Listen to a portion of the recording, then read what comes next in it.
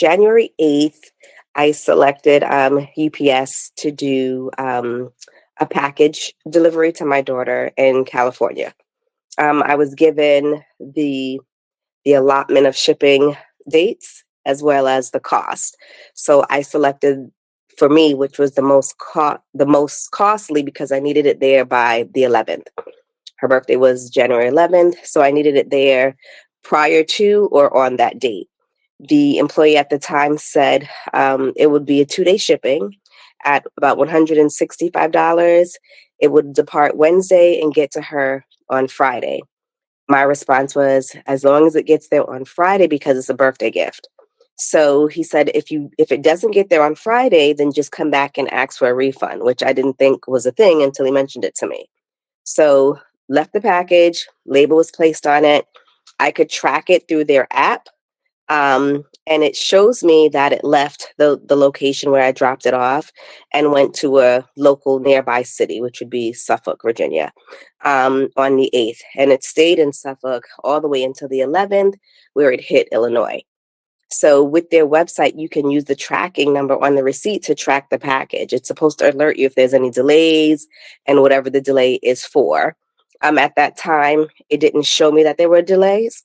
It just said it would now be delivered on Tuesday as if I selected that option.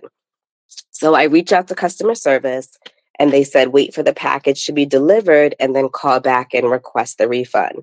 However, the automated system says because I went to a local establishment, that's where I would have to go to talk to that merchant.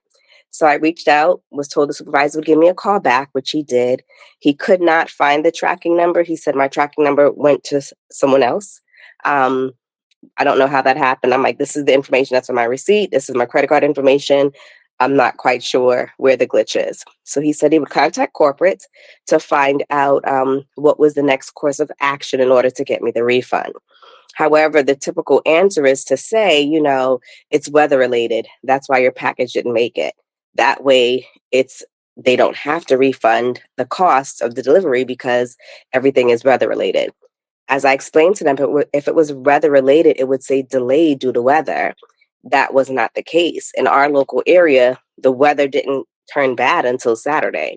My package sat in one city for 2 days, and then it didn't make it to Chicago until the 11th, which then delayed my package to be delivered with an anticipated date of Tuesday, when it actually landed there on Monday.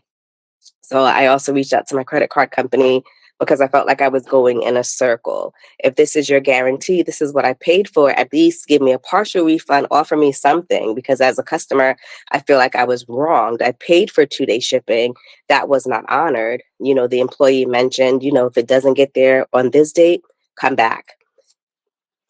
Still no refund. So I reached out to your company to see what else I could do as a customer. She was positive. She said because it was still in transit at the time, she said, call back. And she gave me a number to call to speak with someone directly regarding the refund, being that it had not made it as the anticipated date.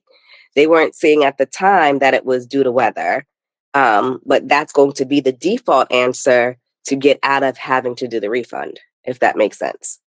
But like I explained, when I look at the tracking history, it left Chesapeake, Virginia, went to Suffolk, which is not too far from here, about 15 minutes max, sat there from the 8th to the 10th, and then made it to Illinois 2 days later. And then my daughter didn't receive it until Monday.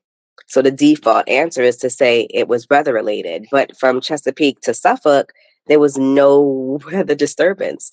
So I'm confused. And then even if I'm tracking it, it would have said delayed due to weather. It just said delayed, but it didn't say why. It just said estimated delivery Tuesday.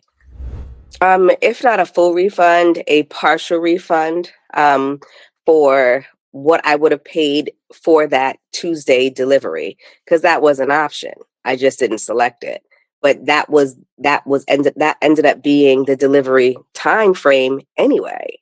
So I didn't necessarily have to pay $165. I could have paid $100 and some odd dollars, but it would have been $165 for the Tuesday delivery. but I automatically got the Tuesday delivery at a higher price.